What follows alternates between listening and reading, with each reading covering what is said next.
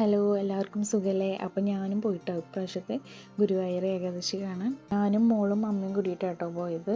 വൈകുന്നേരം ഒരു 5 മണിക്ക് കഴിഞ്ഞിട്ട് കേട്ടോ ഞങ്ങൾ അങ്ങോട്ടേക്ക് എത്തുമ്പോൾ. അതിന് ശേഷം ഞങ്ങളവിടെ ഒരു റൂം എടുത്തിരുന്നു. അപ്പോൾ ഞങ്ങൾ ഒരു റൂം എടുക്കാമെന്ന് വിചാരിച്ചിട്ട് റൂം എടുത്തു.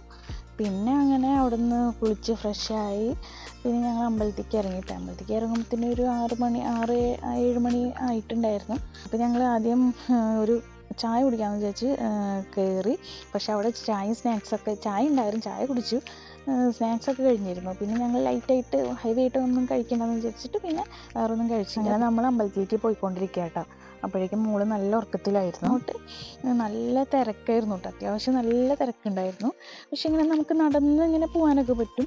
അങ്ങനെ നമ്മൾ തിക്ക് കൂടിയിട്ടുള്ള തിരക്കൊന്നും ഉണ്ടായിരുന്നില്ല. അങ്ങനെ ഞങ്ങൾ കാഴ്ചകളൊക്കെ കണ്ട് അടിപൊളിയായിരുന്നു കേട്ടോ. അടിപൊളിയായിട്ടുള്ള കാഴ്ചയും കാര്യങ്ങളൊക്കെ ആയിരുന്നു. മോൾക്കാണെങ്കിൽ അവിടുത്തെ ബഹളവും കാര്യങ്ങളൊക്കെ കണ്ടിട്ട് അവൾക്ക് ഒട്ടും ഉറങ്ങാനൊന്നും പറ്റണില്ല. അവൾ കണ്ണൊക്കെ തുറന്ന് ഉറങ്ങാൻ പറ്റാത്ത ദേഷ്യത്തിലും പിന്നെ വിഷമത്തിലൊക്കെ ഇരുന്ന് അങ്ങോട്ട് ഇങ്ങോട്ടൊക്കെ നോക്കണം. പിന്നെ അവൾ അങ്ങോട്ട് സെറ്റായി.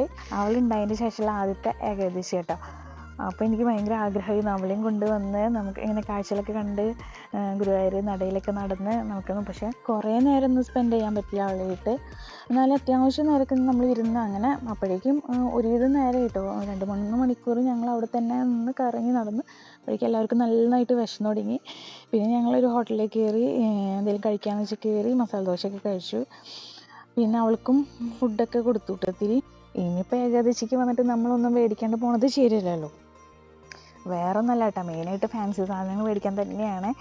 അപ്പോൾ വീട്ടിൽ നിന്ന് ഇറങ്ങുമ്പോഴേ ഞാൻ വിചാരിച്ചിട്ടുണ്ട്, ഞാനിവിടെ ഗുരുവായൂർ മുന്നേ ചെറുപ്പം മുതലേ തന്നെ വന്നു കഴിഞ്ഞാൽ ഞാൻ വരുന്ന സ്ഥലമുണ്ട്, കിഴക്കേ നടയിൽ ഒരു പ്രിയങ്ക എന്ന് പറഞ്ഞിട്ടൊരു കടയുണ്ട്. അപ്പോൾ ഞാൻ കല്യാണത്തിന് മുന്നേ വരെ ഞാൻ ഇവിടെ വന്നിട്ടാണ് ഫാൻസി ഐറ്റംസൊക്കെ മേടിച്ചു തരുന്നത്.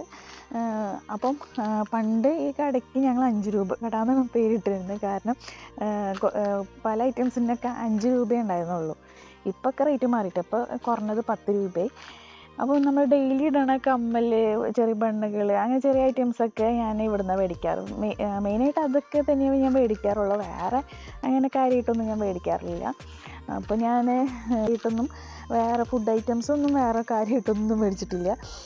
അപ്പോഴേക്കും മോൾക്ക് അത്യാവശ്യം ടൈമായി. അപ്പോൾ സങ്കടമായി കരഞ്ഞു തുടങ്ങി. പിന്നെ ഞാൻ അവിടെ നിന്നില്ല, ഞങ്ങൾ നേരെ റൂമിലോട്ട്, ഞാനും മോളും റൂമിലോട്ട് വന്നു.